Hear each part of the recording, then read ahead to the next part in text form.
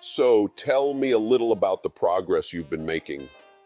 Progress. There is a nice aspirational word. Oh, come on, Susan. This is a judgment-free zone. We're just about talking today. Then let's talk about the pair of panties I found in Tucky's work shed last week, Why are you saying that like it's not a real work shed? because you've never done any work in it. Let's pause this train of thought for a second. Is that true, Tucker? No, I do all my Zoom call-ins from there. I meant about the panties. Oh, yes. So you admit it?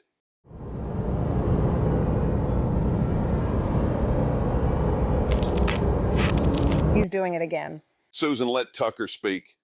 Do I admit that there were panties in my shed? Absolutely. Well, how did they come to be there? That's what I would like to get to the bottom of. I have the door cam video of him letting the whore in. Let's put on our inside voice now, Susan. You have what your own subjective perception of what the door cam shows, but let's bracket that off for a second and look at this with clear eyes, Guntman. I never even appear in the video. Yes, this lady of the night rang the door phone. Yes, the door opened.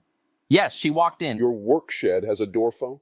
It is very important to me that I be able to automate trivial tasks as I labor. Okay. Look, Susan is very angry. She is playing up the video and the panties, and I can see why. If that's all you have, then it looks bad. But let me tell you what she's excluding from the picture. Every goddamn time. She's focusing on a single 2-minute period, but you know how much footage there is? 164 hours worth.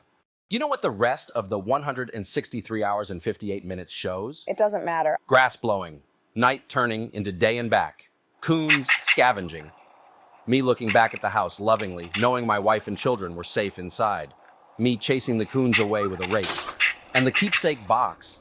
She wants you to know about the panties, and yes, that is a salient data point and one worth considering. I would never claim otherwise. But if you looked under the panties, what would you find? The fishing lure I used to catch my first trout. A receipt for the first 50,000 copies of my book, Ship of Fools from Barnes & Noble. A pair of antique calipers. A picture of our precious son Buckley. What do all of these things have in common? I don't know. None of them have anything to do with what she's talking about.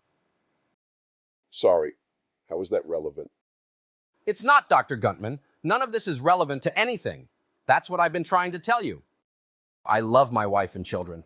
If Susan weren't so intent on seeing monkey business everywhere, she would do what anyone would, which is realize how strange it is that a loving family man, the kind who keeps his grandpapa's trout lure next to his son's picture in a heartwarming visual metaphor for the importance of filial love and duty across generations, how a man such as this could possibly have a torrid affair right under her very nose. But what I think we're losing sight of in all this nonsense is the fact that one of us saw fit to hack into their spouse's door I didn't cam. hack into anything. I knew your passcode was 1488 because it's always 1488. Hack into my door cam, arrive at silly conclusions about what she saw, break into my shed, and rifle through my keepsake box in search of anything she could leverage against me in this session. These sessions aren't weapons. And why would she do this? Because our child thought he heard a woman screaming inside. Our children are all very imaginative. They get that from their mother, clearly. And of course, our enemies use that to their advantage. Your enemies? He always does Look, this. I'm a controversial guy, Guntman. You know that. I know that. A lot of people would love to do great harm to me and my family. And one particularly insidious way to do that would be to make me look like a villainous Lothario in the eyes of my loved ones. Wouldn't you agree? So tell me which is the more likely explanation. That a man who loves his wife and children and work shed would risk it all for a night of hot, no strings attached, devil-may-care sex.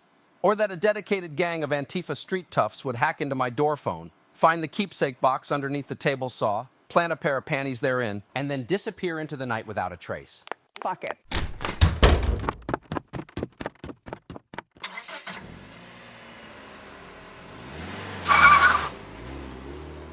Okay then, well, we have 45 minutes left, so let's get into your coprophagia.